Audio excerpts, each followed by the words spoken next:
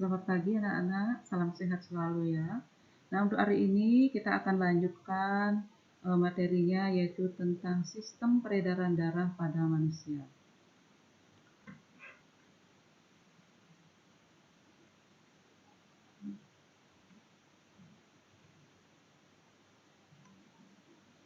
Pada sistem peredaran darah manusia, di sini ada beberapa komponen, seperti misalnya komponen peredaran darah atau sirkulasi pada manusia, itu terdiri dari darah, pembuluh darah, dan jantung. Di mana pembuluh darah itu terdiri dari arteri, vena, kapiler.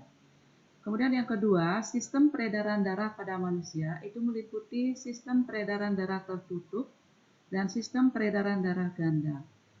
Sistem peredaran darah ganda ini terdiri dari sistem peredaran darah kecil dan peredaran darah besar. Nah, di mana peredaran darah kecil itu adalah peredaran darah dari jantung menuju ke paru-paru kembali lagi ke jantung. Sedangkan peredaran darah besar adalah peredaran darah yang mulai dari jantung kemudian ke seluruh tubuh kembali ke jantung. Pertama, kita akan pelajari tentang darah ya.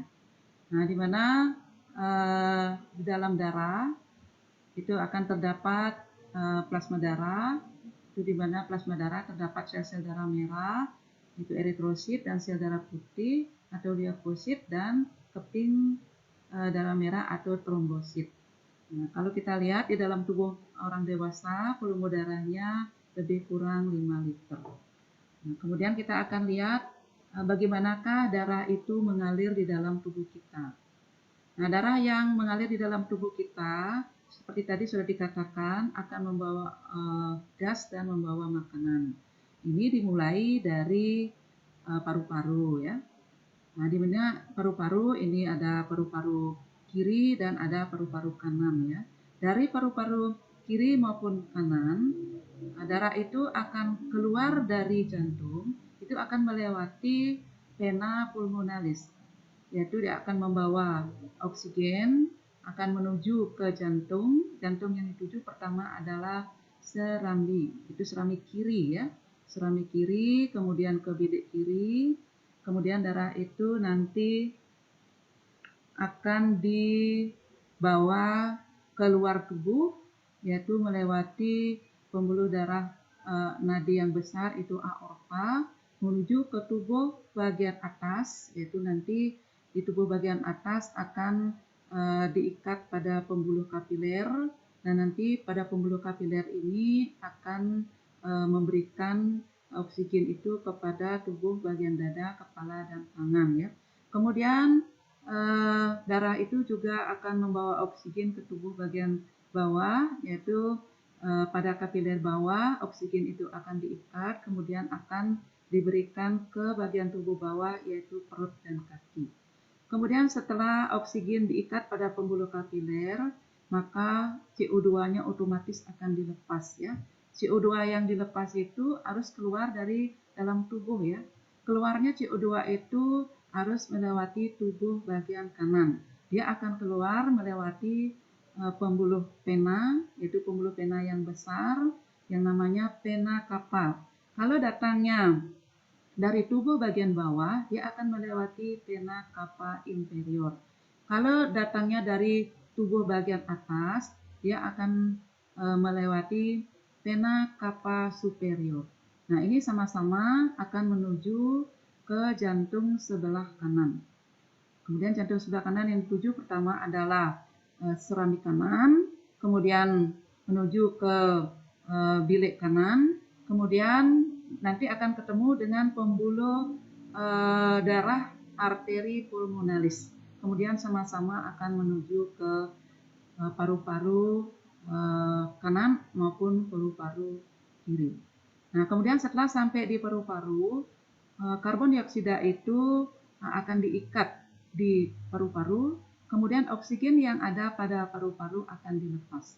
Nah, di mana oksigen yang dilepas akan kembali lagi beredar ke seluruh tubuh kita, yaitu melewati jantung. Nah, demikian seterusnya. Nah, kemudian kita akan lanjutkan dengan fungsi darah ya. Nah, di mana fungsi darah ini ada beberapa ya. Yang pertama yaitu alat pengangkut. Di mana yang diangkut di sini adalah sel darah merah atau eritrosit. Kemudian yang kedua adalah plasma darah. Nah, kemudian eritrosit ini akan mengangkut oksigen dan karbon dioksida, sedangkan plasma darah itu akan mengangkut zat-zat makanan, mengangkut sisa-sisa zat makanan dan hormon ya. Kemudian yang kedua itu adalah alat pertahanan tubuh. Nah, alat pertahanan tubuh ini adalah merupakan fungsi daripada sel darah putih.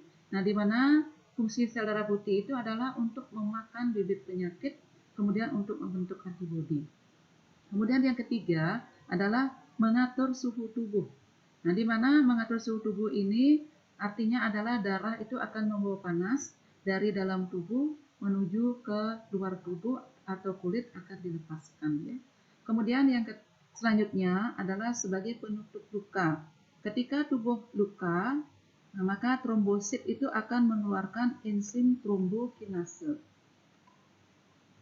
Nah, ini bisa dilihat pada skema, di mana proses pembekuan darah atau mekanisme pembekuan darah ini bisa dilihat pada skemanya, di mana trombosit yang pecah itu akan mengeluarkan enzim trombokinase. Kemudian enzim trombokinase ini akan menjadi protrombin dengan bantuan Ca2+ dan vitamin K, maka dia akan membentuk trombin, kemudian trombin ini akan membentuk fibrinogen, dan akhirnya fibrinogen inilah yang akan membentuk benang-benang atau fibrin yang menutup luka. Nah, ini bisa juga dilihat pada gambar, ini sudah ada bagaimanakah benang-benang fibrin itu menutup luka tersebut.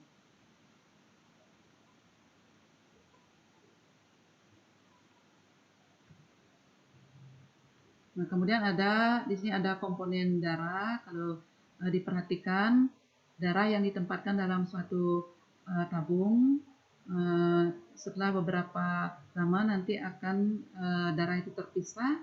Itu ada bagian yang cairan yang warnanya kuning, kemudian ada yang padatan warnanya merah ya. Nah, untuk komponen yang lain bisa kalian perhatikan pada tabel, itu sudah tersedia beserta dengan bentuk-bentuk daripada darah. Nah, kemudian kita lanjutkan dengan penggolongan darah. Di mana penggolongan darah ini pertama kali itu ditemukan oleh seorang ahli yang bernama Karl Landsteiner. Beliau menggolongkan darah itu menjadi 4 golongan, yaitu golongan darah A, B, AB, dan O.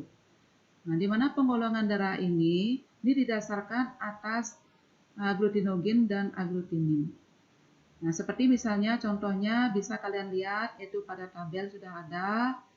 Nah, berdasarkan daripada penggolongan darah ini, maka golongan darah ini bisa dikelompokkan seperti misalnya golongan darah O. Karena golongan darah O ini hanya bisa memberikan kepada semua golongan darah, maka akan diberikan nama donor universal. Sebaliknya, golongan darah AB hanya bisa menerima dari semua golongan darah tanpa bisa memberikan kepada golongan darah lain, maka akan diberikan julukan resipien universal. Kemudian mengenai pembuluh darah, bentuk-bentuk daripada pembuluh darah bisa dilihat pada gambar, itu sudah ada. Kemudian mengenai pembuluh darah ya, di mana pembuluh darah itu ada pembuluh darah nadi atau arteri, itu kalau berdasarkan ukuran itu ada yang disebut dengan nama aorta, arteri, arteriol. Kalau berdasarkan macamnya, ada pembuluh nadi tubuh, ada pembuluh nadi paru-paru atau arteri pulmonalis.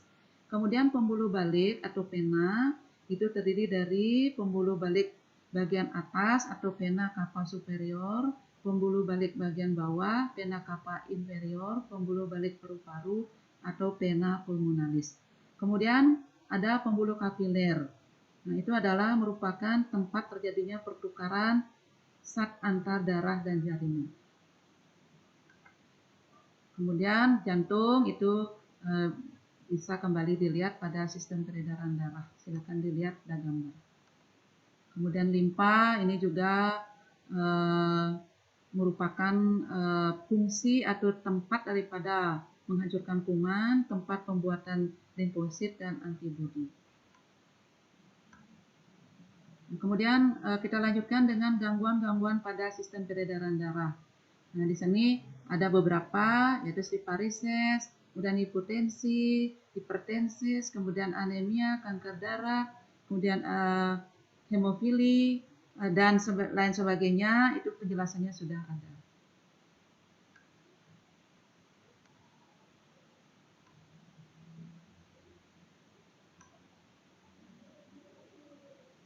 Ya, demikianlah penjelasan tentang sistem peredaran darah. Terima kasih.